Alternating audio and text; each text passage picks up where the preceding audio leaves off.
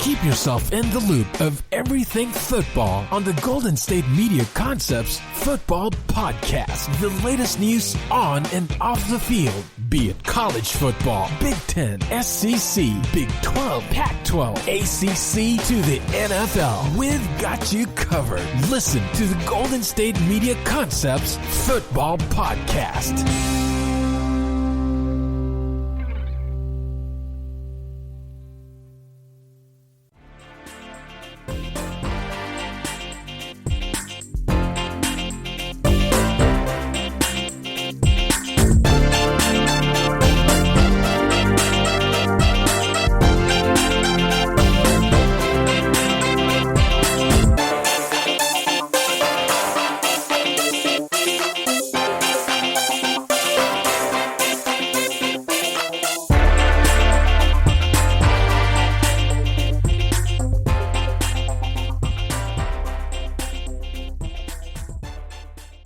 Thank you for tuning in to the GSMC Football Podcast, brought to you by the GSMC Podcast Network. I'm your host, Kendrick. Hello, everybody. Hope you're having a fantastic day.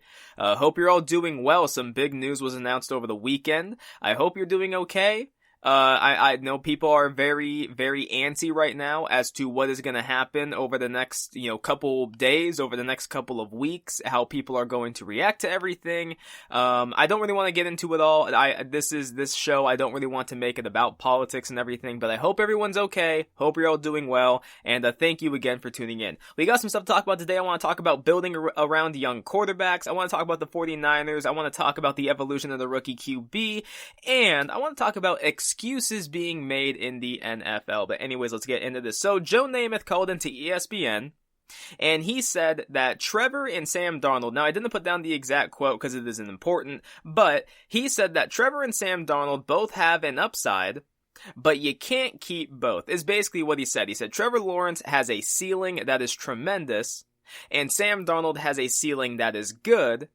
But at the end of the day, if the Jets get the number 1 overall pick and you have Darnold and you're looking to draft Trevor Lawrence, you can't keep both of them on the same team. Now, he went on to talk about how he feels that Trevor Lawrence, there is a possibility he could look to force a trade, kind of like an Eli Manning, like some other players have done. If he really doesn't want to go play for the Jets, he could force the Jets' hand. And more often than not, especially when you're the quarterback, you're going to win that battle. The Jets do not want a disgruntled quarterback on their team. It's different when it's another position, but when it's the guy who pulls the trigger, when it's the quarterback, it's just not going to work out. You cannot have a former number 3 overall pick and then a number 1 overall pick, 2 quarterbacks that coming out of college were compared to Andrew Luck and were talked about as being some of the best quarterback prospects to ever even come out of college. You can't have them both on the same team. They're bound to butt heads. It's bound to make the locker room a bit, you could say on edge. There's bound to be some bickering, some comments in the media, maybe some stuff getting leaked. It just wouldn't work out. Now, of course, a lot of people have kind of accepted the fact that the Jets are going to move on from Sam Darnold, right? They're going to get that number 1 overall pick, and they're going to move on from Sam Darnold because they want to draft Trevor Lawrence. Well, the Jets GM came out and he said, and I quote, Trevor Lawrence is their QB of the future. Now, I don't know why he said this. I really don't. The Jets are already on record saying if they do get the number 1 overall pick, they will trade Sam Darnold.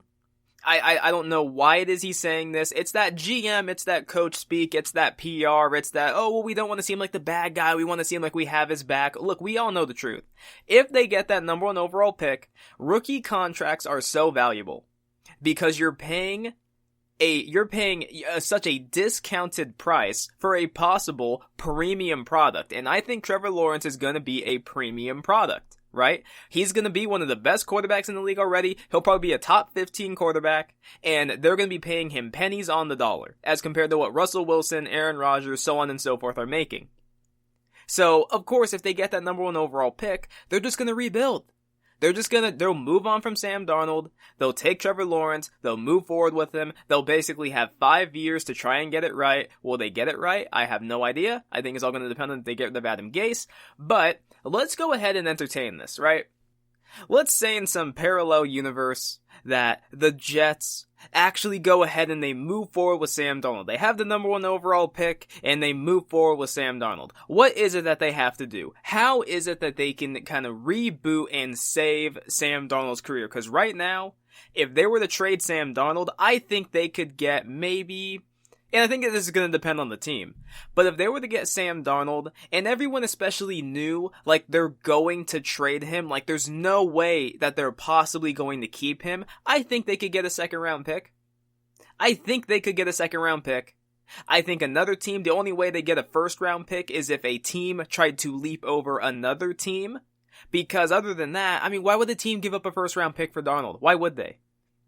Right? If the player wants out, if the team wants to get rid of the player, why would we offer you anything more than a second round pick or like a third round pick? Why would we offer you a premium draft pick for a player that you're not going to use, that you want off your team? Right? And I get it. It's a quarterback. It's a bit different. This isn't an edge rusher. This isn't a safety. I get it. It is different. The quarterback is the most important position on the team. If you don't have the quarterback, then your team is just not going to be as successful. I.e. the Jacksonville Jaguars, i.e. The Buffalo Bills, right? They have that 10-6 Buffalo Bill team and the defense is outstanding and everything's great, but Josh Allen just wasn't the guy. You can have a great team, but if your quarterback isn't that dude, you're not gonna get very far. So I get it. A team could probably offer him a first round pick because they're desperate and they think they can change him. Because a lot of GMs love Sam Darnold. A lot of quarterbacks in the NFL love Sam Darnold. And the moment that I realized that maybe this is literally just the Jets and I'm just missing something with Sam Darnold was when Chris Collinsworth during an NFL broadcast, I don't remember the game, it was one of the Jets, it was whatever game Sam Darnold had that really long touchdown run against, I just don't, was it the Broncos? I think it was against the Broncos. Chris Collinsworth during the game said that he had texted a couple starting quarterbacks in the NFL. He didn't name who they were, but he had got some texts from a few different starting quarterbacks in the NFL. I don't know how many, but he said all the quarterbacks messaged him and told him, people don't realize how good Sam Darnold really is. The Jets have nothing around him. People don't realize how good he is. So I started to watch Sam Darnold himself, and I looked for little things, right? Some of the throws he can make, some of his playmaking, and I have noticed this dude can move and throw with the best quarterbacks in the NFL. Now his decision making is really shot. I think he makes some really poor decisions sometimes, and I think part of it is the Jets and just how they've coached him. I think the other part of it is he knows he needs to make plays, and he tries to make plays he shouldn't. But I believe Sam Darnold in another situation with a good offensive line, with just even one good number 1 receiver that isn't a slot receiver, I think he could do something. So let's go ahead and entertain the Jets building around Sam Darnold. Number 1, you need to fire Adam Gase. That's the first step. Fire Adam Gase. He shouldn't have the job. The highlight of his career was being the offensive coordinator for Peyton Manning. One of the greatest NFL quarterbacks of all time, a top 3 quarterback of all time, one of the smartest dudes to ever play in the NFL. That is his claim to fame, being the offensive coordinator for Peyton Manning. Woo! Okay, awesome, very impressive. What have you done without him? Literally nothing. You had one winning season with the Dolphins your first year there, and then everything fell apart, and things have completely fallen apart with the Jets. I think number 1, you need to fire Adam Gase. Number 2, if I was the Jets, honestly, I would move on from CJ Mosley. You're paying him a lot of money. He barely played his first year there. He hasn't played the second year at all because he opted out. I think you need to get rid of CJ Mosley. Trade him away. There is another team out there that would love to have him because when he's on the field, he's one of the best middle linebackers in the league. Baltimore, I don't think they wanted to let him go. He just cost too much. So I'm sure another team would love to have CJ Mosley. Trade him away. What is he now, 27, 28? He's got a few years left on his deal, I think. You can get a pick for him. Number 3, if you get that number 1 overall pick, the number 2 overall pick, whichever one it is, trade it away. You could get I believe, like 3 or 4 draft picks from a desperate team in need of a quarterback, a team that really, really wants Trevor Lawrence, I think you could get a haul for that pick. Maybe not picks in a player. I don't think that they would go that far. But if you wanted like 4 draft picks for this year and next year, or even all this year, I think you could do it. The Jets already have a good amount of draft picks for this coming draft. I firmly believe they could get a haul for that number 1 overall pick. And then what you do is you work on that offensive line. Maybe you go in the free agency and you go get him a receiver. I don't know if anyone's going to necessarily be available, but look somewhere for a receiver and you find a good head coach. Maybe Eric Bieniemy, maybe Brian Daboll. Find somebody who is brilliant on offense, who can work with Sam Darnold, who can work with a mobile quarterback that has a great arm, who just needs some pieces, who just needs some decent coaching. I think if the Jets can do that for Sam Darnold, they can attempt to save him and they can attempt to really validate using that 3rd overall pick on him. Because when they drafted him, there were still a lot of people out there who thought they took the best quarterback in the draft.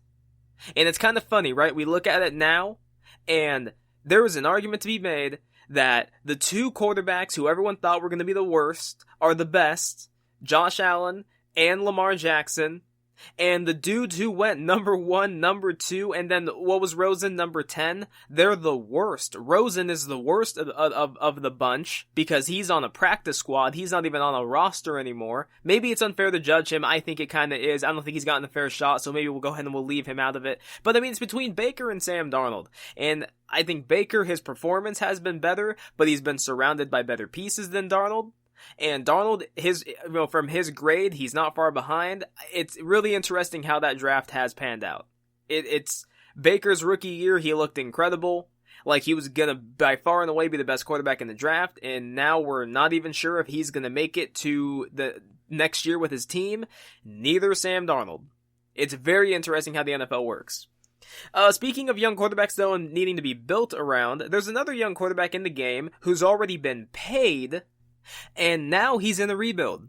And this is just his 4th year. Deshaun Watson came into the league on fire, instantly looked like a hit, and he was doing it behind one of the worst offensive lines in football, and with Bill O'Brien as his head coach, which if you look at all the lists ranking the best head coaches coming into the season, Bill O'Brien on numerous lists was either the very last coach or he was like in the bottom 5. That is what people thought of Bill O'Brien, and the Texans, they went ahead and fired him, and look, again, I want to be fair to Bill O'Brien. Bill O'Brien in college, he did a great job, and he comes to the NFL, and whether you want to blame it on his division or whatever the case may be, he did a good job in Houston. I think the problem with Bill O'Brien is he just started to bite off more than he could chew. He tried to play head coach and general manager, and he just didn't do himself any favors. But Deshaun Watson has been incredible since he entered the league, which is why Houston paid him early, because he's been sensational. Deshaun Watson, outside of his rookie year, he has had Pro Football Focus grades of 80.9, 82.7, and this year, in a year the Texans are horrible, he's posting up an 86.3. I believe he's a top 10 quarterback this year as he's graded, and I believe I think he's like number 7, number 6 on the list. Like, Deshaun Watson is that guy. He is that dude. He fits today's NFL. He's phenomenal. And I just think it's such a shame that Houston has done him such a disservice. He comes into the league with an already pretty bad offensive line, but they had Dwayne Brown. They then traded Dwayne Brown to Seattle because of a political difference between he and the owner. They got rid of him, so all of a sudden they didn't have a left tackle. Then they trade a haul to Miami for their left tackle, who they still needed to pay. So then they paid him a load of money, and they didn't have any picks. And then all of a sudden, they trade away DeAndre Hopkins for nothing. And they trade away Jadeveon Clowney for nothing. and they drafted another tackle in Howard, and he and Tunsil are two guys who were labeled as untouchable. So like you have your two tackles who you're hoping are going to be great. Tunsil is great. You're hoping Howard turns into that. The rest of the offensive line is still kind of shaky. You traded for David Johnson. You traded for Duke Johnson. You traded for Brandon Cooks. You wouldn't trade Will Fuller. You wouldn't trade JJ Watt. You look at this team now, they're at the bottom of the division, or at least they're fighting for it with Jacksonville as to who was going to be the worst team. I never thought, heading into this season, I did not think Houston was going to be as bad as Jacksonville. I would have never thought that. If you told me that, I would have said, oh, did Deshaun Watson get hurt? Oh, no. Oh, he's still healthy. Oh, the team is just terrible. I just think the Texans have completely mismanaged it. And I feel bad for the ownership because it's not their fault. Well, I mean, I don't know. It's kind of their fault. They should not have made Bill O'Brien the GM. They fired their GM and then they didn't hire one. They made Bill O'Brien the GM for whatever reason. I don't know why. I know they were very, very fond of him and they liked him, but I don't know what they thought about his qualifications made him the potential to be a good GM. I just don't understand that. The Houston Texans right now are in a rebuilding mode. Now, the good news for the Houston Texans is they have the most important piece on their team, Deshaun Watson. They've got the guy. That is the most important piece of all of this, is at least they have the quarterback. Now it just comes to surrounding him. You've got a left tackle. That's outstanding. You've got a right tackle who you're really hoping pans out. You really like him, and Titus Howard. You hope that pans out. Okay, cool. So you've got your quarterback. You've got your tackles. You need to fix the center of the offensive line, but the most important pieces are the tackles. So where did the Texans go from here? I have a few moves that they need to make to start building around Deshaun Watson again and doing it correctly. Number one is find a general manager. A lot of people would say find the head coach. You need to find a general manager because they need to like the head coach. You can't pair a head coach and a general manager who never worked together because that's just not how you do it. That's not how you build a team. Find the general manager first. And I don't have any candidates in my mind or anything like that. Maybe Louis Riddick. I've always liked Louis Riddick on ESPN. I think he deserves a spot as a general manager of a team, but it is whatever. Find the general manager.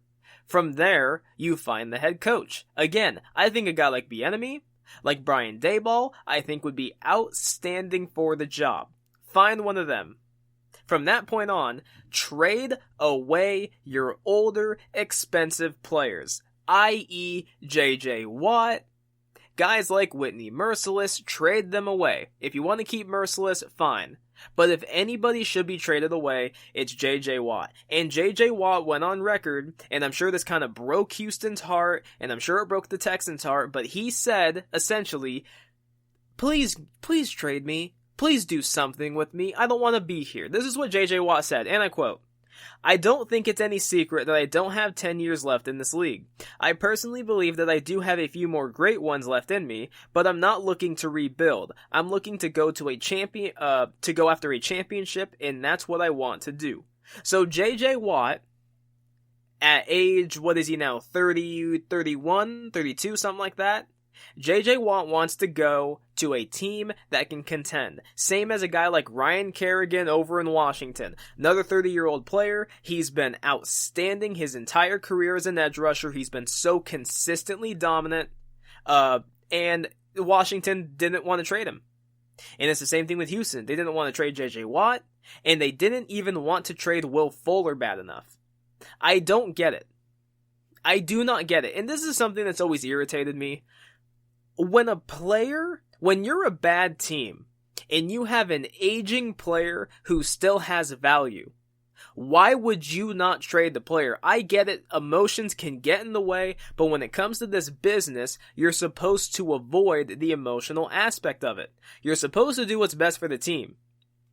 If the Texans really love JJ Watt and they want the best for him because he's done so much for Houston and his raising money for Hurricane Harvey and everything, I mean, I get it. JJ Watt is a stalwart of the Houston Texans and he'll probably go down as the greatest Houston Texans player of all time.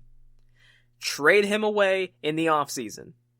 Move his contract. You're paying him like $17 million. That is far too much for an older defensive lineman. JJ Watt is still good, and I think you should give him the chance to go to a contender. Either you trade him away and get something for him, or you release him. One of the two. And I think you do the same thing with Whitney Mercilus. Someone out there would love to have Whitney Mercilus, another older edge rusher.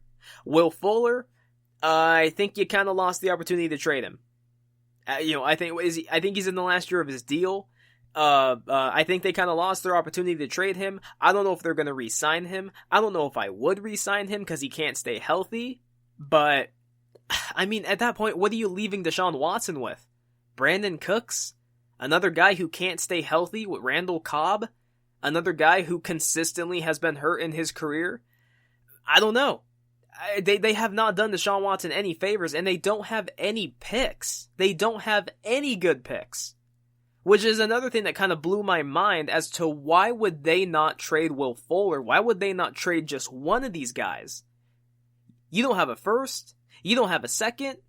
I don't think they have a first next year or a second next year, and this is all Bill O'Brien's fault.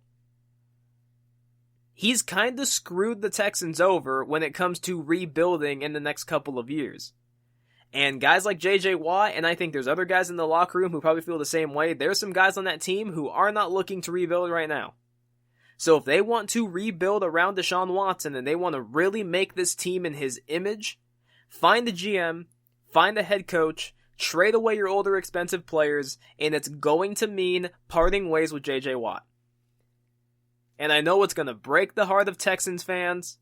There will probably be a big emotional goodbye. I'm sure the next time JJ Watt was to face Houston in Houston's arena, I'm sure the fans would go wild for him.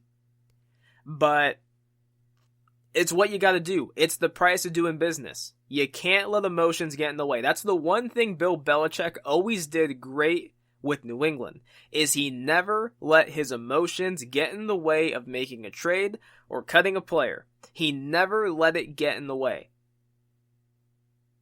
He was willing to trade Brady. He was willing to trade the GOAT. All so that his team would be better off in the future. That's what the Houston Texans need to do.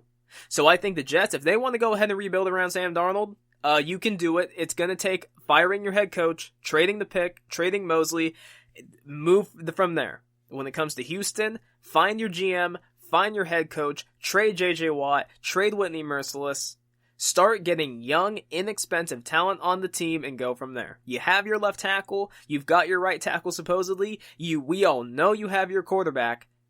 Move forward from there. Anyways, coming up next, we're going to talk about the 49ers because they are just they're a very strange team, and I think they're going to be in a very, very interesting situation this offseason, and I don't know where they're going to go if I really think about it. That coming up next.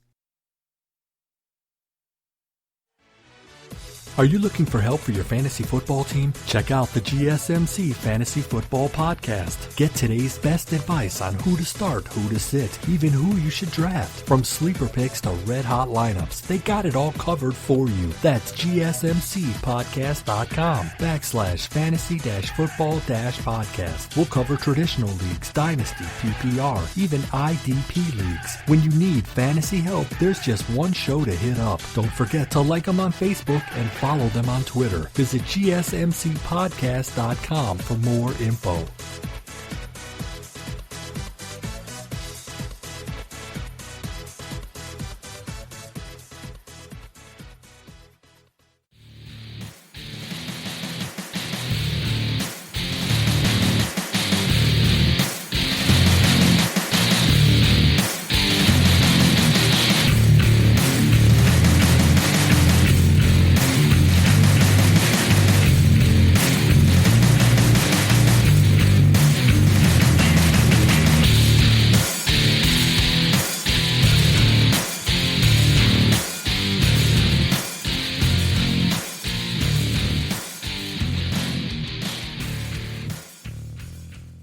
Welcome back to the GSMC Football Podcast. Last segment talked about building around young quarterbacks, and I brought up Sam Darnold and Deshaun Watson. The Jets, if they do decide to build around Sam Darnold, it's all going to start with firing Adam Gase and trading away that number 1 overall pick. I think a side note is you trade away CJ Mosley. I think you can still get something for him. I don't think he wants to play for the Jets. He hasn't played. He didn't play really his first year at all because of injury, and then his second year he opted out. I think you can get something for him. That is how you start building around Sam Darnold. For the Texans, find your GM, find your head coach, trade away older expensive players like JJ Watt. I get it, it'll be emotional. It's not something I think anybody wants to do, but it is the best decision if you want to put Deshaun Watson in the best position moving forward.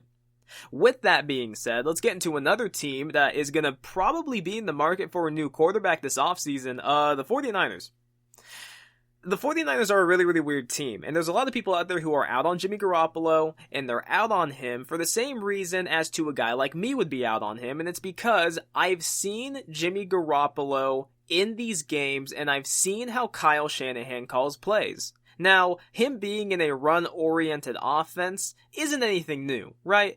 We've seen other teams are doing the same thing, right? The Browns, they've had a run-oriented offense. The Seattle Seahawks for years and years and years had a run-oriented offense. The Panthers had a run-oriented offense around Cam Newton. We've seen it before. But what does that also tell you? It's not just that the team has a really, really good running back, but in a lot of these situations, look at the quarterbacks and look at what their deficiencies are. What is Cam Newton's deficiency? It is his passing. That is his weakest point. He's a better runner than he is thrower. Baker Mayfield, what is his weak point? Passing. And his running isn't really much better. What is Jimmy Garoppolo's weakest point? He's a better runner than he is thrower, but his decision-making with the football sometimes is very, very suspect. They already limit his throws in that offense, and yet he still manages every single year, at least this past year when he was a full-time starter, he still manages to be in the top 10 for turnovers, even though they limit his chances to throw it. In the playoffs, he had a game where I think he threw 9 times. What was it? Was it the NFC Championship game or the game before it? One of the two games. I think it might have been a championship game. He threw it 9 times. That is what Kyle Shanahan thinks of him. And then in the Super Bowl, and I reiterated this before, I'll say it again. In the Super Bowl, the Chiefs are starting to make a bit of a comeback. Kyle Shanahan tried to put the ball in Jimmy Garoppolo's hands to deliver them from evil, and he couldn't do it. He had Emmanuel Sanders wide open for a touchdown. It probably would have been the game breaker, and he missed him. He overthrew him by like 5 yards. Jimmy Garoppolo, he's just not that guy. At least it doesn't seem like he's that guy, and it doesn't seem like Kyle Shanahan thinks he's that guy, but here's the weird thing about the 49ers. So in 2017, Kyle Shanahan was 1-10 until he got Garoppolo. They finished that season 6-10. In 2018, he went 1-2 with Jimmy Garoppolo. Jimmy Garoppolo got hurt. He went 3-10 down the stretch. Then in 2019, Jimmy Garoppolo was healthy for the entire season. They go 13-3. They get to the Super Bowl, and they have a 10-point lead in the fourth quarter against Patrick Mahomes. He threw another interception, a chance to win it, and maybe you blame Jimmy Garoppolo, maybe you blame Kyle Shanahan for once again not doing what they do best, which is run the football. He decided to continue to throw it for whatever reason, and they lost the game. And then this season, with Jimmy Garoppolo, he's 3-2. Overall, he is 4-5 because Jimmy Garoppolo has missed a couple of games. So basically what I'm saying is, for whatever reason, without Jimmy Garoppolo, Kyle Shanahan doesn't win. Whether it's Beathard, or whether it's been Nick Mullins, whoever it is who's in at quarterback, and I think Nick Mullins can actually kind of play a little bit, no matter what, they don't win. Kyle Shanahan has a losing record without Jimmy Garoppolo. I think overall he still has a losing record. And I'm not going to go as far as to say that Kyle Shanahan's job is in jeopardy. I don't want to go to that. I don't want to go to he's on the hot seat because they gave him an extension. He just went to the Super Bowl. His team right now is still very, very competitive. They've been snake bitten with injuries, just to name a few of them. Dee Ford, Richard Sherman, Nick Bosa, Solomon Thomas, Kendrick Bourne, Osborne, Deebo Samuels, Trent Williams, all of a sudden he's out because he was on the COVID list, and Coleman, he's been in and out, and it's just been a mess. It really has been a mess for the 49ers. Garoppolo's in and out of the lineup with injury. Kittle, he's in and out. Now he's out for maybe the rest of the season. We don't know. This has just not been their year. So I don't think Kyle Shanahan's job is in jeopardy. I do think that they're going to look to move on from Jimmy Garoppolo because there's only so many times you can go forward with a quarterback who can't stay healthy. There's only so many times you can go forward with a quarterback who not only can't stay healthy, but whose decision-making isn't that great, right? I think Philadelphia is kind of in that same position. Carson Wentz, he doesn't really stay healthy, and his decision-making isn't that great. And I don't know, maybe from my perspective, from a talent perspective, I think Carson Wentz is better than Jimmy Garoppolo, but his recent play, I can't back it up. I can't say with his recent play he's better than Jimmy Garoppolo. I think he has more talent, more ability. His ceiling is higher, but he's not playing it. But with Jimmy Garoppolo, I don't know. I think the book is kind of out on him. You know what he is. If you try and make Jimmy Garoppolo beat you throwing the football, sometimes he can do it and sometimes he can't. But more often than not, it seems like he can't. He's a guy who kind of needs his run game. He needs great play calling. He needs his guys to be open because otherwise he's going to turn the football over. You can guarantee he will throw the ball to the defense at least twice a game. It just comes down to the defense on if they can make a play for the football. So it makes me think, what exactly should the 49ers do? Because I think without Jimmy Garoppolo, I don't know if this team has much of a future. It didn't have any future even before Jimmy Garoppolo, right? Kyle Shanahan gets there, and the team wasn't really even competitive. They just weren't. Remember, they were 1-10. They just weren't even competitive. As soon as they got Jimmy Garoppolo, all of a sudden they're undefeated. And then the next season, they started out 1-2. It wasn't great, but then Garoppolo got hurt. They faced some really tough teams. Garoppolo gets hurt. You go 3-10 down the stretch. And then people are kind of thinking to themselves, okay, so is Shanahan the guy? Well, what are we going to do here? And then Jimmy Garoppolo's healthy, takes you to the Super Bowl. And he's just such an interesting quarterback. For me, he's just such an interesting quarterback. I've never seen a team kind of be so out on a quarterback when he is almost realistically the only reason you win. Has there ever been a situation like that before? Maybe the Buffalo Bills with Doug Flutie. Doug Flutie, when he was in there, the team was good, but they didn't really want him in there. They wanted the other guy in there. I can't remember his name. But maybe with Doug Flutie's situation, Jimmy Garoppolo, he seems to be the only reason this team has ever in any games, and they seem to be completely out. So I look at the 49ers heading into this offseason, and I'm like, okay, what moves exactly is it that they need to make? Well, number one, they need to get a good number one wide receiver, because they don't seem to have it. I don't think it's Deebo Samuels. I think he's, if anything, he's like a number two. He's a jet sweep guy. He's a number two receiver. I think he has a lot of talent. Maybe he could surprise me, right? Because a lot of people didn't think a guy like Tyreek Hill was a number one receiver. He has shown when he is used properly, and obviously he's trained, he's worked on his route running, he's worked on all that. He is a number one receiver in the Chiefs offense. In another place, maybe not, but he is a number one receiver. Maybe Deebo Samuels could turn into that. I have no idea. They did draft Ayuk, but I think they need to find a big number one wide receiver for whoever the quarterback is. They've got George Kittle. That's great. They've got a pretty solid offensive line. When it's healthy, it's really good. That's fine. Running back wise, I think that is the area that the Niners need to figure out what it is that they're doing, because there was a point in time where they had Mostert, they had Breida, and I think they had Wilson there, and they had this trio of running backs that were all very, very productive under Kyle Shanahan.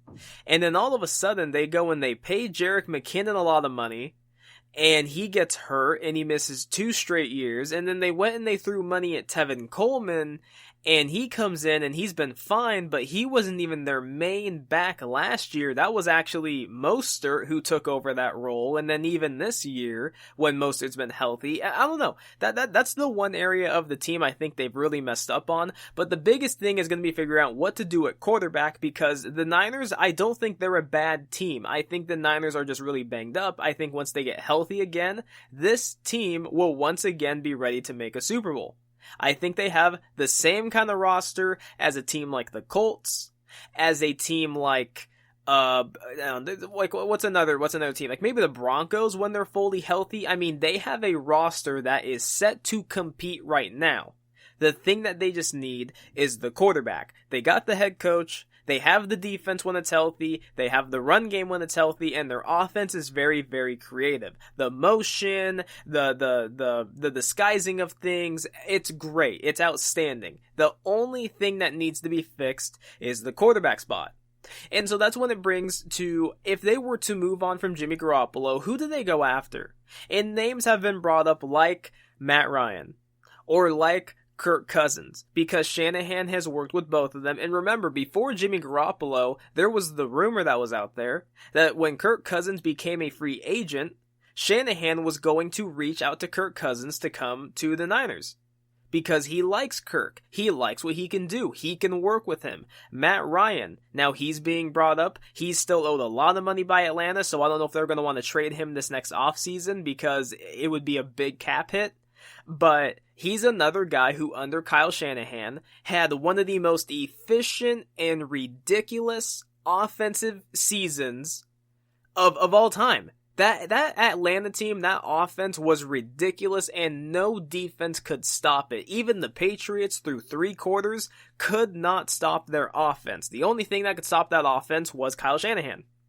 And again, in the Super Bowl, Niners Chiefs, it was Kyle Shanahan that stopped the offense. But I want to throw this out there. I think there's 2 possible quarterbacks who the Niners could look at this offseason. One of them is Dak Prescott, and the other is Sam Darnold. Now let me explain the Dak Prescott point of view. Dallas, I do not believe, is going to re-sign Dak Prescott. And the reason being is because when you look at their remaining schedule, the Vikings, Washington, the Ravens, the Bengals, the Niners, the Eagles, the Cowboys. Guys, what guaranteed wins do they have on that schedule? I think they could lose to the Vikings. I think they could lose again to Washington because their defense is too good. I think they could lose. I think they'll get blown out by the Ravens. I think they could easily lose to the Bengals. I think the Niners are still better than them. The Eagles, they had 4 turnovers, and they still couldn't beat the Eagles. Now, Andy Dalton, by that point in time, I'm sure he'd be back. But are we going to say that's a guaranteed walkthrough? And then the Giants, for the last game of the season. The Giants' defense has been good, and Daniel Jones is good enough to where, he'll turn the ball over to you, but he's good enough. He could make some throws and run to make some plays. He could make that game really, really interesting. They barely beat the Giants last time. There is a good chance the Cowboys win maybe 1 more game. 1 or 2 more games, and they have a top 5 pick in this coming draft. And there are maybe 4 quarterbacks. There's Trey Lance, there's Trevor Lawrence, there's Justin Fields, and then there's the kid at BYU. There is a good chance Dallas is going to draft a quarterback, and they will move on from Dak Prescott. So I think that the Niners could realistically make a run for Dak Prescott. You trade Jimmy Garoppolo, get that contract off your books, go sign Dak Prescott. I think he'd be an instant upgrade over Jimmy Garoppolo, and I think they'd instantly become a contender again. And then I say Sam Darnold simply because Kyle Shanahan, his offense around Sam Darnold, a guy who, he has been turnover prone. I get it, right? It's really hard to kind of make this argument for Sam Darnold because when you look at his statistics and everything, it's just not good. But you look at what the Jets are working with. You look at what he's had to work with there his entire career, who his head coaches are. The talent that he has, I think Kyle Shanahan could use it to perfection. And I think he'd be able to coach the mistakes out of Sam Darnold. You surround him with a really good run game and outstanding play calling, and you put him in a position to succeed. they wouldn't have to instantly pay him. He'd still have a year and then the 5th year option on his contract. Like, I really think there's a possibility the Niners could make a trade for Sam Darnold, and I would be here for it. And now, it'd be a nightmare for the NFC West, and then the NFC West quarterbacks are going to be Russell Wilson, Jared Goff, Sam Darnold, and Kyler Murray. 4 guys that realistically can all play in this NFL for years and years and years to come. Wilson is still young. Kyler Murray hasn't even reached the second contract yet. Jared Goff is still in his 20s. And then Sam Darnold, he's still a baby in the NFL who has yet to even really be given a fair shot to play. Or, to even compete. And I think the Niners right now want to compete, so maybe they wouldn't necessarily go from Sam Darnold, because I don't know if Sam Darnold is ready to compete at that level either. Like, I don't know. He hasn't been in the playoffs. He doesn't know what that pressure is like yet. And obviously, you never know what the pressure is like until you get it. But, I mean, Dak Prescott has been to the playoffs. He's won a playoff game, albeit a fluky game. He played a Seattle team that was still trying to run the football too much. Dak Prescott, he's been in the fire before. He's played in this league at a very high level, higher than any level Sam Darnold has ever even dreamed about playing so far. So maybe they make the move for Dak Prescott. He will be a free agent, and he'll be looking to get paid. And, I don't think they'll be able to necessarily get him at a discounted price. I just don't think those days exist anymore. You're going to have to pay these quarterbacks up most $40 million a year. I don't think Dak Prescott will set a new record. But if they're not going to make a trade for Kirk Cousins, which this season is not exactly panning itself out for anyone to want to trade for Kirk Cousins, and if he doesn't make a trade for Matt Ryan, who better than to go for Kirk Cousins? Because I think the Niners are still going to be too good to have a top 5 pick. I don't think they're going to get that. I think Dallas is bad enough to get a top 5 pick. So, make the move for Dak Prescott. I think it'd be good. I think he'd work really, really well with Kyle Shanahan. I think they would have a much more dynamic offense. He's more of an athlete. He can move. I think he has a better arm. He has better decision making. I just think it is a match that could really work. Anyways, coming up next, the evolution of the rookie quarterback is very, very interesting. We've seen with guys like Dwayne Haskins and Josh Rosen and Tua, the leash is kind of short nowadays, and it used to not be that way. And my final topic of the day, there are some excuses being thrown out in the NFL, and people, they don't ever like to hear excuses, but guys, we gotta be honest, sometimes excuses are valid. That coming up later in the show. Check out the show that's built on the MMA, from the UFC to extreme cage fighting. They got the fights covered. Check out the GSMC MMA podcast. Get the latest news on past or upcoming fights. Join us as we talk to and about some of the biggest names in the MMA, past, present, and future. When it's the fight game, there's just one show to check out. GSMCpodcast.com/MMA-podcast. Don't forget to like them on Facebook and follow them on Twitter. Visit GSMCpodcast.com for more info.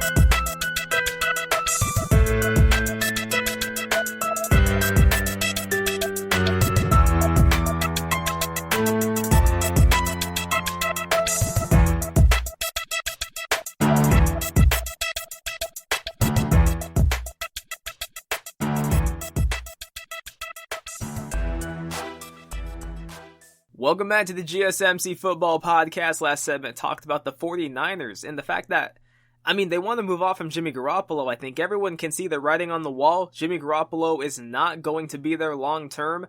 Kyle Shanahan has seemed to quit on him. He showed it with the play calling, whether it be during the whole season last year and then into the playoffs, only throwing 9 times in a game. I think it goes to show Kyle Shanahan doesn't believe in him. Jimmy Garoppolo was hurt again for the second time just this season. So I think they're out on him. But what's really strange is without Jimmy Garoppolo, the team doesn't win. So it's like, is he good? Do they need just a little bit above average quarterback play to be a good team? Like, I don't know. But I think the 49ers have a roster right now that is ready to compete. I think they need, if anything, they need some help at receiver and maybe another offensive lineman. Maybe a cornerback, but other than that, this team, I think, is ready to compete, and they have some options this offseason, right? They could always try and make a run at Kirk Cousins or Matt Ryan, but I think they should really look at a guy like Dak Prescott. I don't think the Cowboys are going to re-sign him. I think the Cowboys are going to look in the draft, because I think they're going to be bad enough to get a pick there, and if they are, Dak Prescott will not be back, and I think Kyle Shanahan should take a shot at him. So, anyways, let's go on to get into this. So, the evolution of the rookie quarterback, right? Nowadays, I think we all kind of see it. Rookie quarterbacks do not get much leeway. Nowadays, if you don't show immediate flashes of greatness in your rookie year, teams are already kind of out on you. We've seen it with Dwayne Haskins. We've seen it with Josh Rosen. The window for teams to maximize their chances at Super Bowls is 5 years. You get the 4 main years of a rookie contract, and then you get a 5th-year option if they're a first-round pick. You have that limited window, and then after that, you gotta pay the guy. So you look at a team like the Seattle Seahawks, they're still a really good team because their quarterback is probably the best in the league. But they're paying Russell Wilson, which means you can't always afford a great left tackle, you can't always afford the number 1 wide receiver. That is when you need to nail the draft. And more importantly, you need to nail your later round picks, because assuming your team is still kind of good, you're going to be in the later 20s, you won't be able to get those blue chip prospects unless a guy falls to you or he's just an absolute gem. You need to nail your 2nd, your 3rd, your 4th round picks. That is something that Pete Carroll really made his name on his first few years in the league. He was able to draft a guy like Russell Wilson, like Bobby Wagner, like Cam Chancellor, like Richard Sherman. He was able to get some of these guys in the later rounds, and they were instant hits, and some of it is because he saw them in college, because at that point he was a college coach, and some of it is just luck, and some of it is you just know it when you see it. And that especially goes for quarterbacks. You just know it when you see it. And some of these guys, like, here, I have some examples of rookie seasons, right? So I think nowadays, in this NFL, I think if a rookie was to have this kind of season, it can no longer work. Matt Stafford, who I think most people look at right now, as he's not really a winner, he's a 500 quarterback, but when you look at his arm and his ability to throw the football, people say he's one of the best in the league. He has one of the best arms in the league, he's one of the best passers in the league. The thing is, he just doesn't win. It's a lot of garbage time stats, everything like that, but Matt Stafford's rookie year, remember, he was the number 1 overall pick. He played 10 games because I think he got hurt, but he completed 53% of his passes for 2,200 yards, 13 touchdowns, and 20 picks. Nowadays, if a rookie has that kind of season, they're done. And I don't think it's because of any fault of the quarterback necessarily, right? It's their first season, and I might be one of the last few people on this island. I still believe that these younger quarterbacks need 2 or 3 seasons to really figure out the speed of the NFL, to really figure out defenses. Patrick Mahomes didn't say he figured out how to read a defense until midway through his 3rd year. Other than that, he was doing it just on pure ability and the play calling of Andy Reid and Eric Bieniemy and the pieces around him. Other than that, he didn't even really know how to read a defense. It took him until the middle of year 3. Some of these guys just need some time, and I guess if they have the talent to make it work, they can. But I think the reason why it is that a quarterback can't have a season like Matt Stafford did his rookie year is because the hit rate is so high now. I don't have the total number of quarterbacks drafted since like 2012, but when I think about quarterbacks drafted since 2012 that can for sure play in the NFL, I mean, let's just think about it. Russell Wilson, Ryan Tannehill, Kirk Cousins, Andrew Luck, obviously now retired, but Andrew Luck, Robert Griffin III could play, Nick Foles has shown he can play when he's in the perfect system, which apparently seems to only be in Philadelphia, but he's shown when he's in the perfect system he can play. Patrick Mahomes, Lamar Jackson, Deshaun Watson, Jameis Winston, Mariota showed that he could play when the team actually kind of gave him a chance to run an offense that caters to his skill set. Kyler Murray, Jared Goff, Dak Prescott, Carson Wentz. I mean, these guys have all shown, at least at some point or another, for more than one season, for more than 2 seasons, for more than 3 seasons, that they can actually play at a really decent level in the NFL, and they can be a top 10, a top half of the league quarterback. Some of them, it's taken them a bit longer. Ryan Tannehill took him a bit longer. Kirk Cousins took him a bit longer, but they've shown they can be elite or close to elite franchise quarterbacks in the NFL. The hit rate is just too good anymore to sit around with mediocre. And so when you look at a team like the Browns, or like the Bills moving forward, like the 49ers, I think they kind of look at their quarterback situations and they're like, man, if we can upgrade, I mean, shouldn't we upgrade? If we can upgrade from Josh Allen, shouldn't we? If we can move on from Baker, shouldn't we? Jimmy Garoppolo, shouldn't we? Same thing for the Jets, right? They get that number 1 overall pick, and we're going to just move on from Sam Darnold, right? The hit rate is just too good.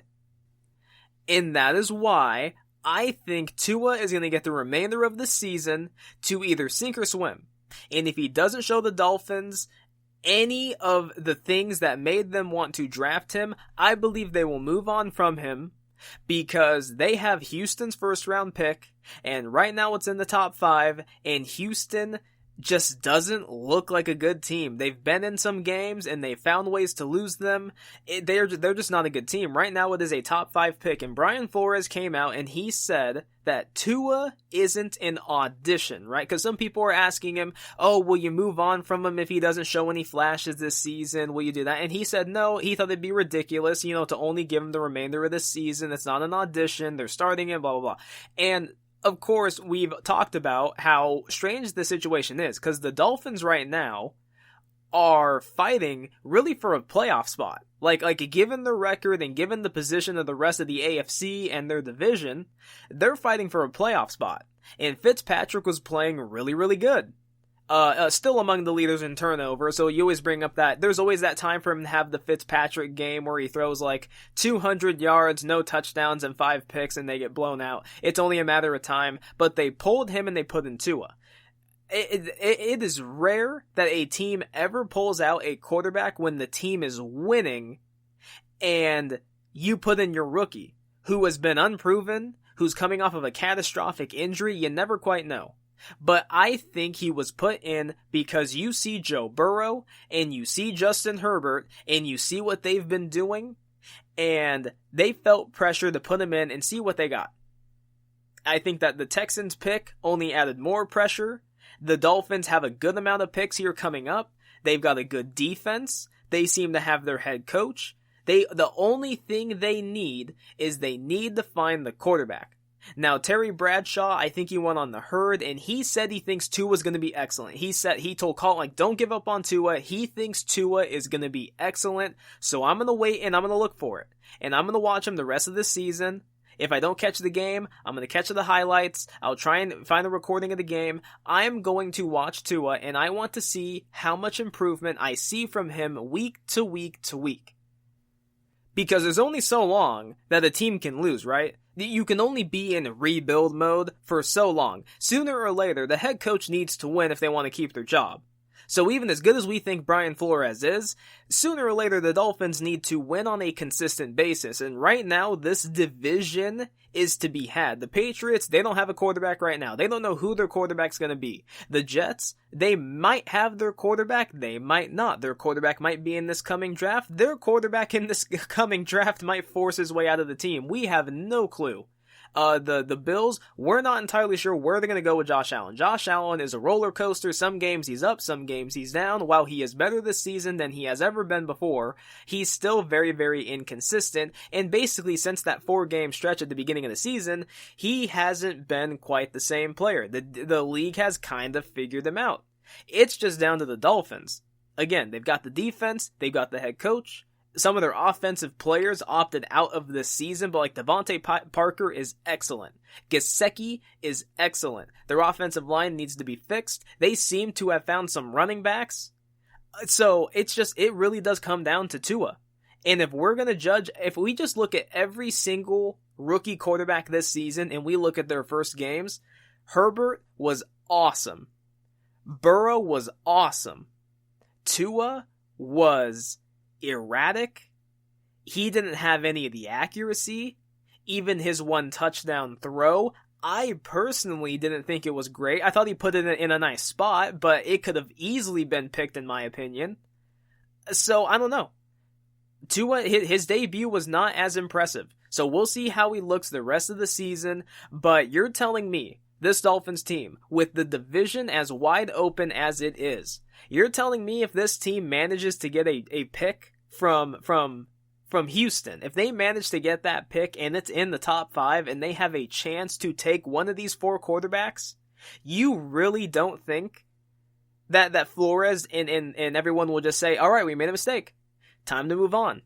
Dwayne Haskins got 10 or 11 games. And in his 11 starts, his stats were completely identical to Josh Allen. Now, Josh Allen was obviously more mature. He wasn't showboating and gloating like Dwayne Haskins was, so that is why he lost his job.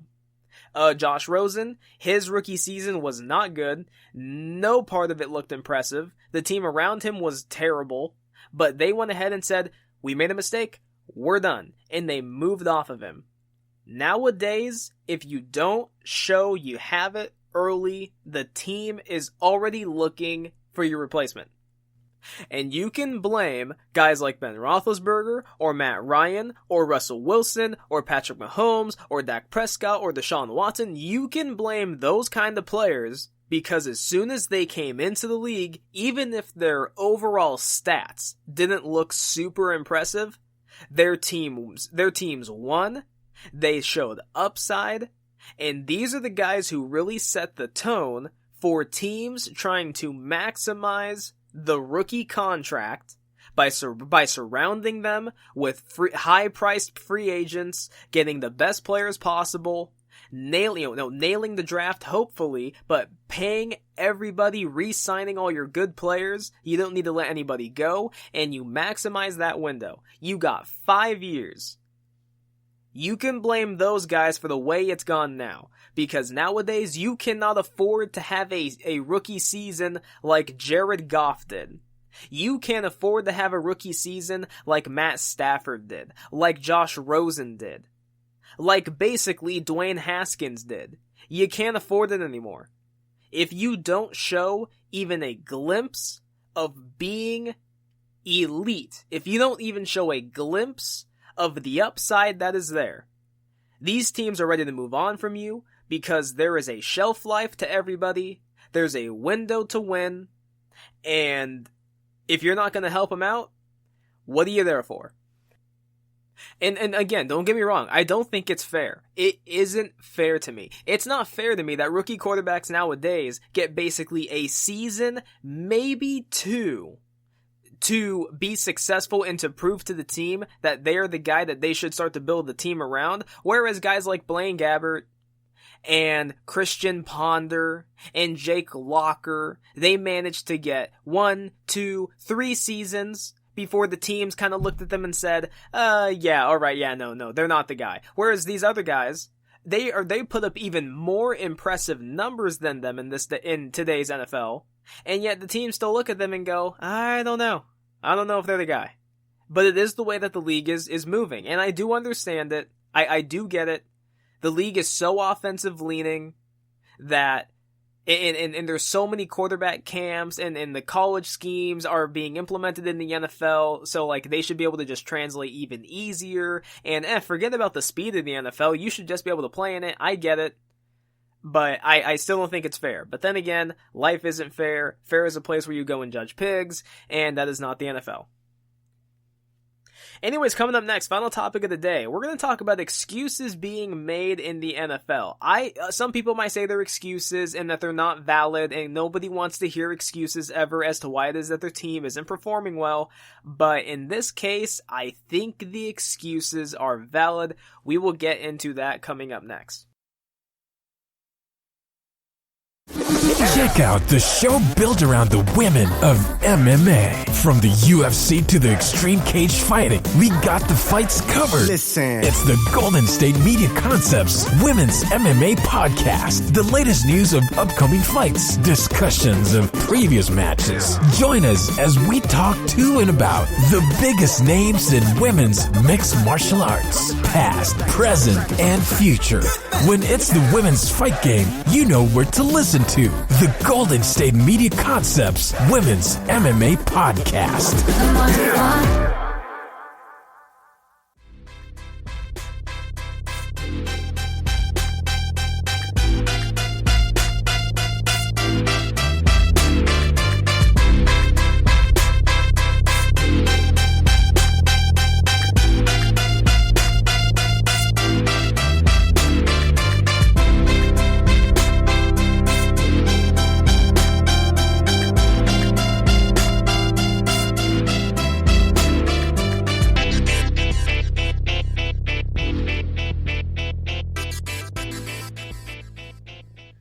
Welcome back to the GSMC Football Podcast. Last segment talked about the evolution of the rookie quarterback, how rookie quarterbacks used to be able to come into the NFL and they could struggle for 1, 2, sometimes even 3 seasons. They didn't necessarily even have to look super impressive, improvement-wise, year to year to year. Teams seemed to kind of just give them a chance because the hit rate on quarterbacks wasn't that great. When you drafted your guy, you wanted to give him a fair shot. Nowadays, the hit rate is so much higher. And the college schemes have made it so much easier, and the offense in general in the league is so much easier, that if you don't come into this league and look even remotely like maybe the third, second best quarterback in your division, if you don't look competent, if you can't come in and look electric like a Kyler Murray and your offense comes alive, if you can't look like Russell Wilson his rookie year, if you can't come in and look like that and you look like Jared Goff or a Christian Ponder or a Blaine Gabbert or even Matthew Stafford, the teams are already looking for your replacement, and it's just how it is. So when I look at Tua, and I hear Brian Flores' comment saying, this isn't an audition. What? No. This isn't an audition. No, Tua's our guy. Tua's our starter. We plan to have him next season. Maybe you would. But if he doesn't show the flashes for you now, and you get a top 5 pick from Houston, there is no way that they're going to pass up on the opportunity to draft one of these 4 quarterbacks in the top. I don't know if the BYU kid is going to be a top 10 pick. I don't know where he's projected to be at, but I know that Pro Football Focus thinks he's a first round talent, so we'll see what happens there. But, if the Dolphins get a chance to draft like Justin Fields or Trey Lance, there's no way they're going to pass up on it. I just don't believe it. But anyways, final topic of the day. So, I'm one of these people, I don't really like excuses, but I think there's a difference between bad excuses and good excuses, right? A bad excuse would be, well, why are you late to this meeting? Oh, I needed to go get my car washed. Really? You needed to get your car washed right now, before the meeting. It couldn't wait. Bad excuse. But if you were to say something like, oh, well, my wife went into labor, I needed to drive her to the hospital, that is a good excuse for you to be late to your meeting. Or, hell, for you to even miss your meeting. That is a way better excuse. Not everybody likes them, but sometimes things just happen. Life is crazy like that. It is unpredictable. You never quite know what's going to happen. You don't know what's happening in someone else's life. They don't know what's happening in your life. Things just happen. And especially when it pertains to the NFL, people hate excuses. People do not want to hear, especially the fans, people do not want to hear excuses as to why it is that your team is bad. Nobody wants to hear it. At a certain point, there's only so many times you can say it's because the coach sucks. There's only so many times you can say it's because the drafting is bad. There's only so many times you can say it's because of the quarterback or whatever the case may be because the team beats itself. There's only so many times you can make an excuse before fans get restless before even the city itself can become restless. And even if the excuse is kind of valid, there's only so long you can make it. Well, New England fans are not happy with the way New England has played this season. The Patriots are not a good team. They're just not. For the first 3 weeks of the season, they kind of had everybody fooled. They beat the Dolphins. They took it to the wire against the Seahawks. They beat the Raiders. And what they showed everybody was they can still play really good defense. Cam Newton is an okay enough passer to make this offense work. And they're going to make the offense a run first-based offense. Sprinkle in some Cam Newton, some Rex Burkhead, some Sony Michel, some James White, throw it to the running backs, throw it to Julian Edelman. N'Keal Harry looked more impressive, like he can actually play a little bit. They had everybody fooled. Bill Belichick in December is one of the best coaches in NFL not December, in September. In September, Bill Belichick's one of the best coaches in NFL history. And the thing that's made him great is that even later in the season, he's still great. He's not one of these head coaches like a Mike Mularkey, where in September he was outstanding, but then as the season went on, he kind of became a 500 head coach, right? When you have all the offseason to prepare for your 4 games in September, you can draw up some great game plans, you can really work on them, and for that first month, you can go 4-0 and look great. But then as soon as the weeks get shorter and you have less time to prepare and there's more injuries, then we're going to see what kind of head coach you are. That's kind of happened to Bill Belichick this season. Except I don't think it's his fault. I don't think it's his coaching. I just think it's plain and simple they don't have the talent. Bill Belichick went on and did an interview, and the radio host was kind of pushing at Bill Belichick about him making excuses as to why it is that New England wasn't being successful. And Bill flat out said, we offered Cam Newton $1 million. We don't really have the money to do anything. We sold out the last the last 4 years. We won 3 Super Bowls. We went to 4. And this season, we just don't really have the money. And there's a lot of people out there who don't like that. There's a lot of people out there that don't like that excuse, and I understand why. It's because Bill Belichick is not only the head coach, he's the GM. He decides who gets paid. That's just a matter of fact. He decides who gets paid. If he doesn't want to pay somebody, he trades him. And if he wants to pay somebody, he will offer them a contract. It's typically for lower value than they're actually probably worth. But either you accept the deal and you play by the New England way, or you move on, and he will trade you away. Chandler Jones traded him away.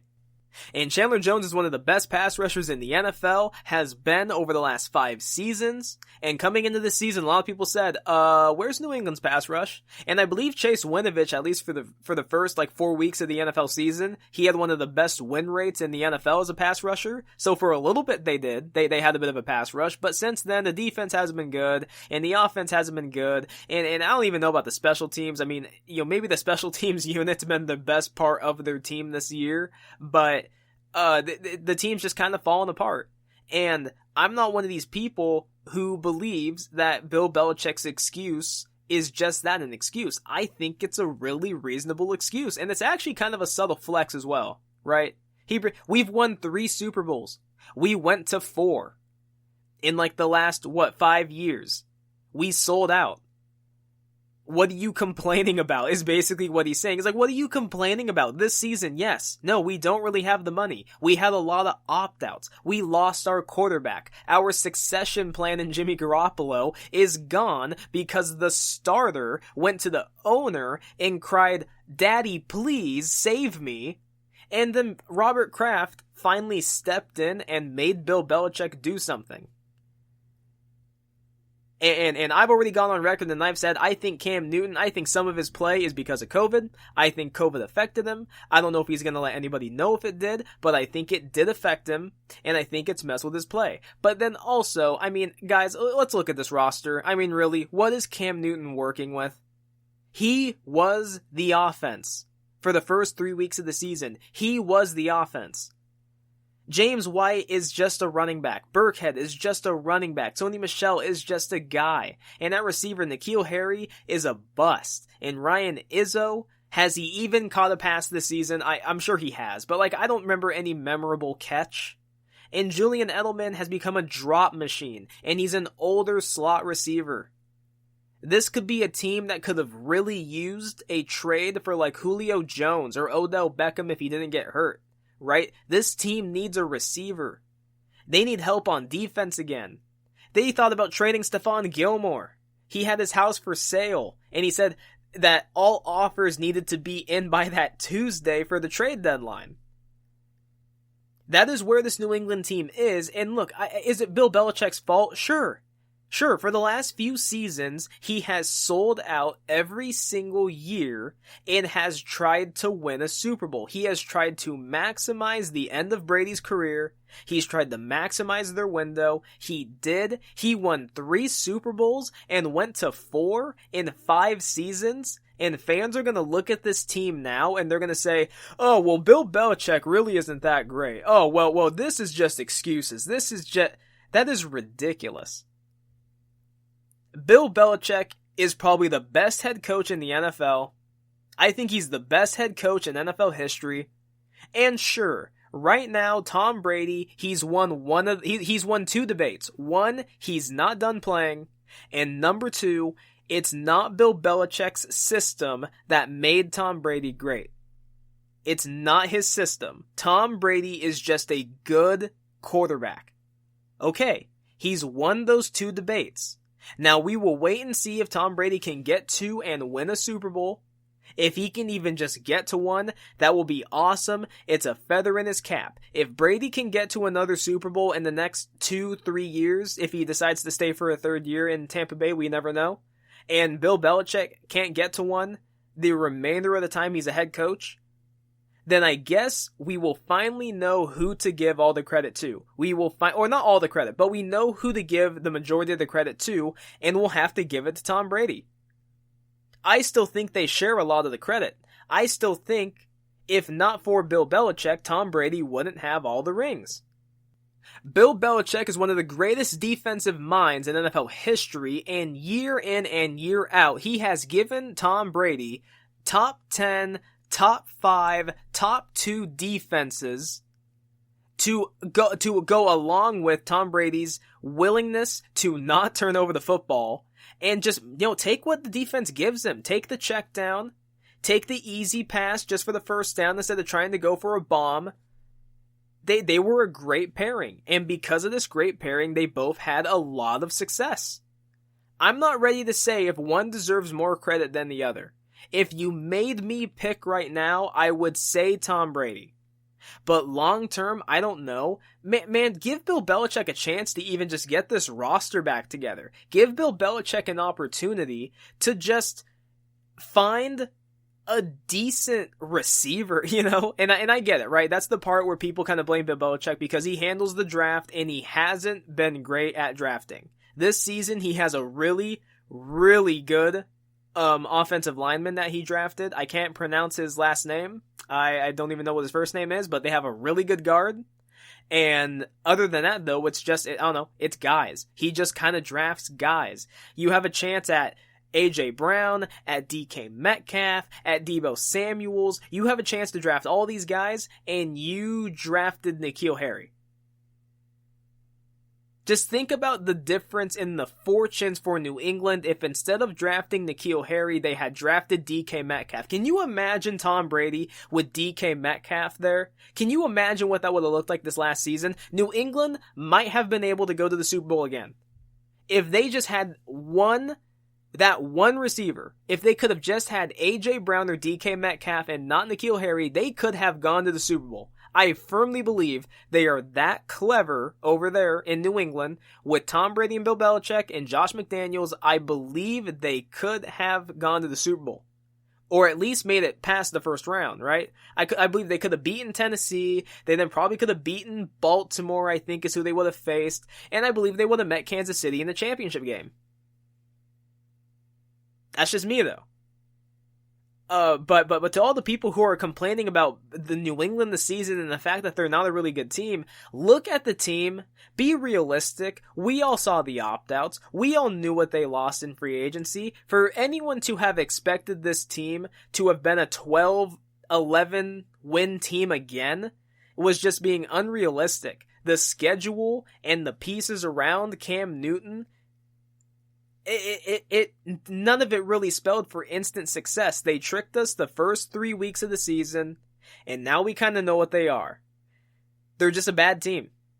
Injuries, COVID, lack of practice, not much talent. This team is just this is not their year.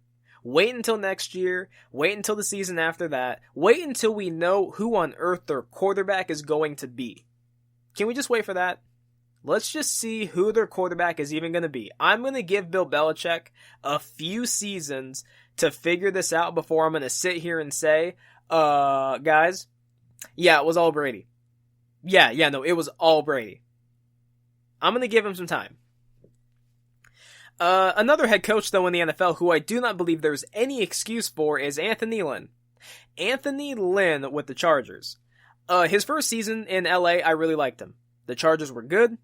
Not great. They were 9-7. They had some bad breaks, but it looked like the Chargers were on their way up. Because I think the season before, what were they? 4-12. I mean, they were not good. So Anthony Lynn kind of corrected the ship. The next season, his second year there, they went 12-4. Were one of the best teams in the AFC. Phillip Rivers was playing at an elite level. That defense was incredible. Everything for this team was clicking, and then they couldn't finish it off. What is it? They beat the Ravens, and then they went to New England, and they just didn't play well. But most people, I think, believe the Chargers will be back the next season. They'd be one of the best teams in the AFC because the roster was basically returning, and they for whatever reason, were able to stay healthy that year. Maybe they'd be able to stay healthy again, but they didn't. They battled some injuries on defense and on offense, and Phillip Rivers opened up a bakery again and was serving turnovers left and right. I think he and Baker Mayfield were, Baker Mayfield and Jameis Winston were all like in the top 5 for turnovers. It just wasn't a good season. And so they went ahead and they shipped out Phillip Rivers. They didn't re-sign him. Phillip Rivers went to free agency. He went to the Colts. And then this season, you looked at the Chargers and you said, okay, so the offense is there. Keenan Allen, Mike Williams, Hunter Henry, the offensive line, the running backs, that's there. The defense, Ingram, Bosa, the linebacker, that secondary with Harris and King and Hayward and Derwin James. Like, okay, this should be the year that the Chargers can actually do something. Maybe not win the Super Bowl, but they should be able to get to the playoffs. Taylor, for his career, has been a low turnover player. He's never really gotten the respect he deserves. Pro Football Focus has had him rated in 3 of his starting seasons as a top 15, top 12 quarterback in the NFL. So Taylor is better than people realize. And they just opened up the season flat. It was the worst week 1 win I think I've seen from a team, and the team since then just hasn't been good. And I think the thing about the Chargers that has been very, very disturbing to me is that they have a loser's mentality.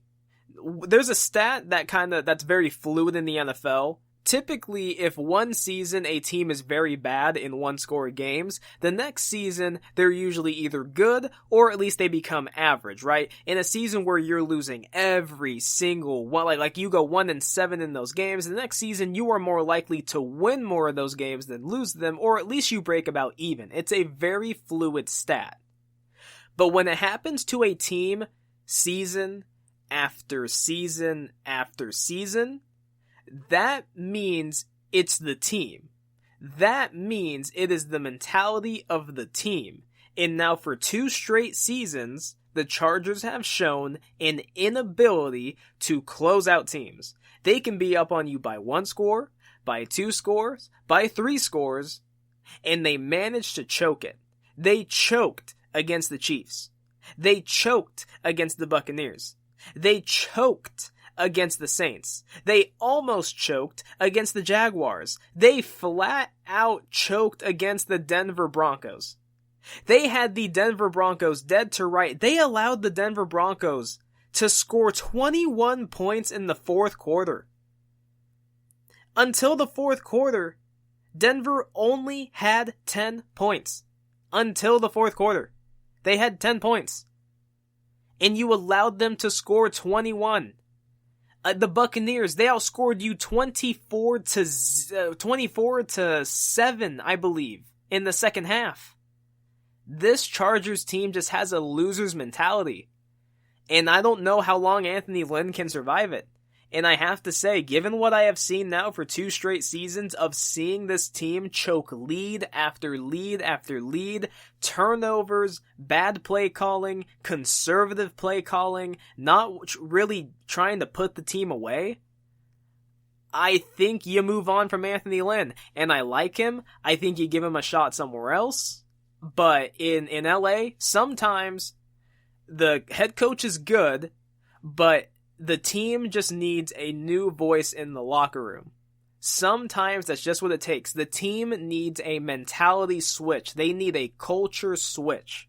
Because I think the culture right now that's being fostered with the Chargers is not a good one. Now, the organization might not want to do it. The organization might look at Anthony Lynn along with Justin Herbert, and they might say, we want to keep them together. Herbert came in to Anthony Lynn. We want to give these guys a full season with a full OTAs and everything and see what happens then. Okay, I can understand that. I wouldn't push back on that too much. But I would also say this. With guys like Brian Daboll and Eric Bieniemy and some of the college head coaches that could be available, Lincoln Riley always gets brought up, with some of these other guys in college and in the NFL right now who could be coming up as possible head coaching candidates, I guess I just have to say, is it worth it to keep a defensive-minded head coach, which Anthony Lynn is it worth it to keep a defensive-minded head coach rather than pair this young stud rookie quarterback in his second year with an offensive play calling genius?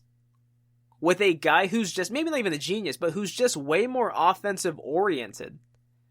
And it's not like a requirement. It's definitely not required, right? Lamar Jackson, you see what he's doing. John Harbaugh is not an offensive-minded head coach, but you see what Russell Wilson's doing with Pete Carroll. He is not an offensive-minded head coach, so you don't need an offensive-minded head coach, but maybe you switch to that, and even just for a change in the mentality of the team. Because for them to be so bad at keeping a lead, for them to be so bad at closing games, some of it is Justin Herbert because he's a rookie, but this has been going on for 2 years now, so even with Phillip Rivers, this is just the mentality of the team. I think it's the mentality of the head coach, and I think there needs to be change.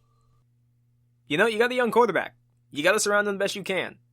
And the mentality of this team moving forward, this guy's going to be there for the next 10, 15 years. This is a new era of Chargers football, and they need to get it right. And that's just how I feel. Anyways, thank you for tuning into the GSMC Football Podcast, brought to you by the GSMC Podcast Network. I would like to ask you, please remember to subscribe to the show, write a nice review. That really helps us out. Also, if you can, please follow us on Facebook, Twitter, and Instagram. Thank you, and have a good night. You've been listening to the Golden State Media Concepts Football Podcast, part of the Golden State Media Concepts Podcast Network. You can find this show and others like it at www.gsmcpodcast.com. Download our podcast on iTunes, Stitcher, SoundCloud, and Google Play. Just type in GSMC to find all the shows from the Golden State Media Concepts Podcast Network, from movies to music, from sports to entertainment, and even weird news. You can also follow us on Twitter and on Facebook. Thank you, and we hope you have enjoyed today's program.